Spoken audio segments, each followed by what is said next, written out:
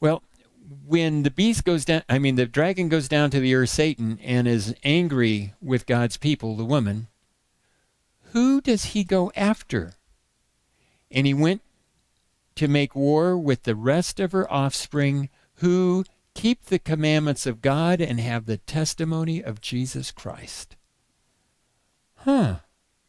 So what gets Satan especially mad at the end is that you have a group of people that are keeping the commandments and have the testimony of Jesus. Revelation 14, we have it again. Here's the patience of the saints. Here are those who keep the commandments of God and the faith of Jesus. What commandments get mentioned in Revelation 14?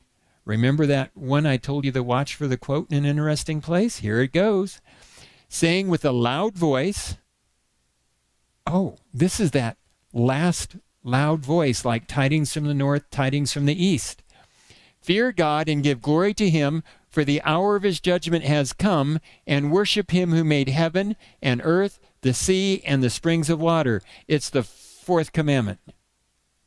So the parallel to Daniel's tidings from the east and tidings from the north includes remembering God in his territory.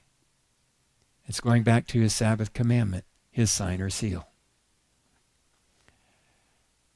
Some Christians tell me, oh, but keeping the commandments would be a burden. But God in his word says this is love for God, to obey his commandments, and his commandments are not burdensome.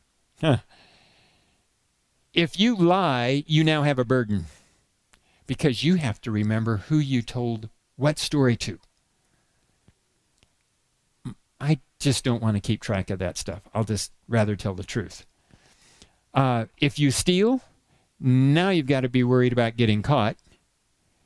And for those that are committing adultery, my wife and I were traveling a couple hours from home. We stopped in a restaurant, and a man we knew walked into the restaurant with his arms around a lady that was not his wife. And he walked right by my table, and I looked up at him and said, "Hi, what brought you here?" You should have seen the very burdensome look that came across his face. His arm came whipping off from around that lady, and she looks at him and looks at me like, what just happened?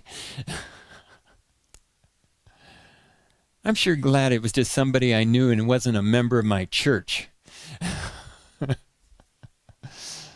But that guy avoided me in town for a long time afterwards. I'm just saying, if you don't follow God, life becomes burdensome.